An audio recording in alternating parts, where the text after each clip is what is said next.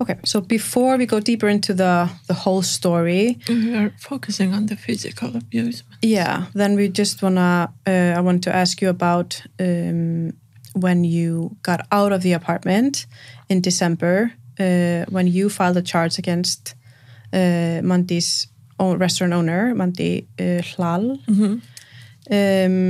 after he attacked you in front of his restaurant. Can you tell me a little bit what happened? Like then, how did it happen that he attacked you?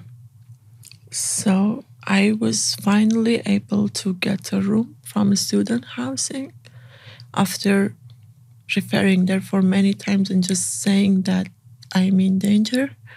And also with the help of my friends that they said that she's really in danger and just suggesting different rooms. I finally got a room. I got the key that day. And I just wanted to come back to the hotel to pick up my stuff. Since the night before that, I was not even in that place. I was in another hotel.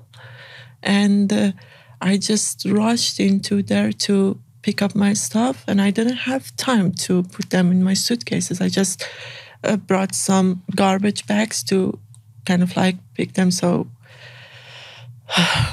And I was honestly scared of him. So I asked the man there that he told me that he's not around here. You can come as soon as possible to pick up your stuff. So I picked up them and he said that, where do you go? And it's like, to the student house. And said, how can you take all of this garbage back with yourself?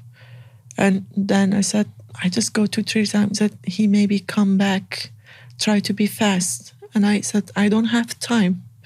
I don't have car. I need just to walk around. I said, okay, I give you the key of my car downstairs, front of the door.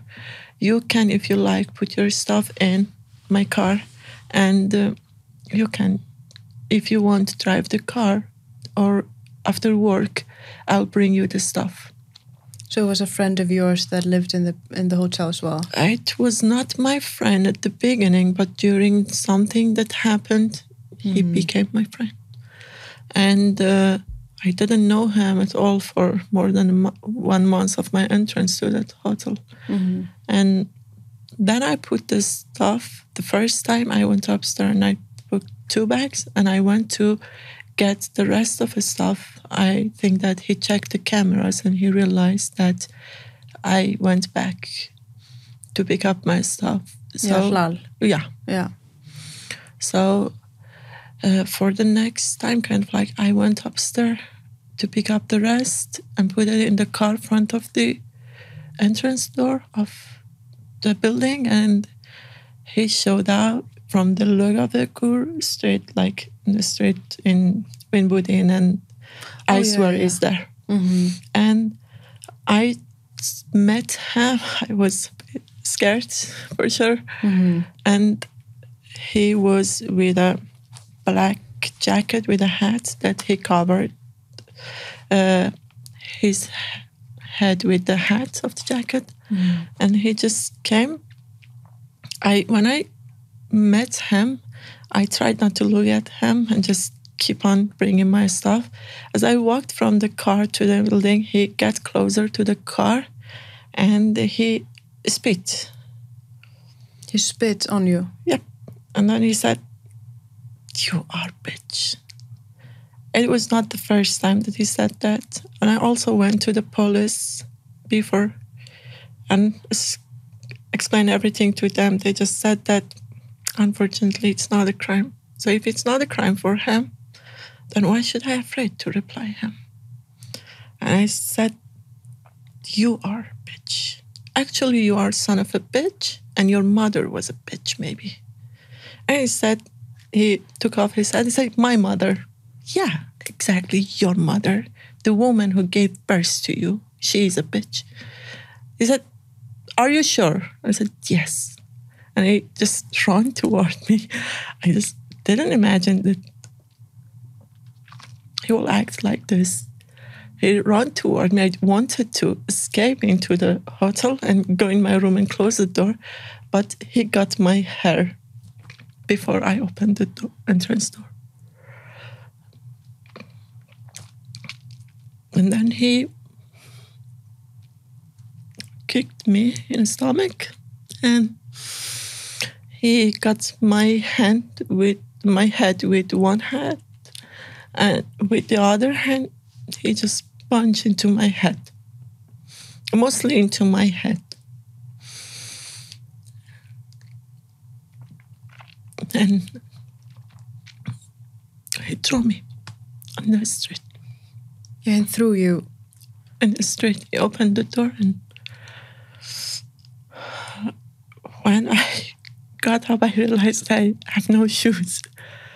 So I looked around. There usually used to be some people in the patinage in front of that, but there was no one. I was just shouting and just help, help. I remember that man told me that he's working, just went, hey, please call the police. There was his employees there. One of them was a Polish boy. Nobody dared to call the police. So they were witnessing this and nobody... They were inside. They didn't witness that. They witnessed that I asked help. Mm-hmm. They didn't witness that he kind of... And just, I like him... The man just came and said, what happened? What happened? And I just didn't reply. That time I also scared of him. And I saw that he just drove his car. He had kind of like... speech argument as well with the Arab man. Mm-hmm. And he wanted to continue to be hitting me, but he kind of like... separated him. Yeah. And I ran into my room and I called the police. And I was just kept on talking to them until they arrived. And it was exactly the same police that I asked help 10 days before that happened. And the same officer and the same girl that I asked her the address of the police, and they were both, when they saw me, they just said, I'm sorry, I remember you. The police said sorry to you for not helping you before. Yeah. Exactly when the girl came inside the room and she saw me, she said, oh, I remember you. Because when I went to the police 10 days before, I just didn't know. I just searched on the map and I followed the tracking on the map and I saw a building of the police, but I didn't know which one was the entrance door. I saw a police girl and I asked, hey, I need help. Where can I go? I really need help. She realized that I'm in Australia. She said, just go the door, the entrance door is behind the building. And when I went there, there was 2 police officers. Actually, first there was one, and then he called his colleague. And he says, yes, how can I help you?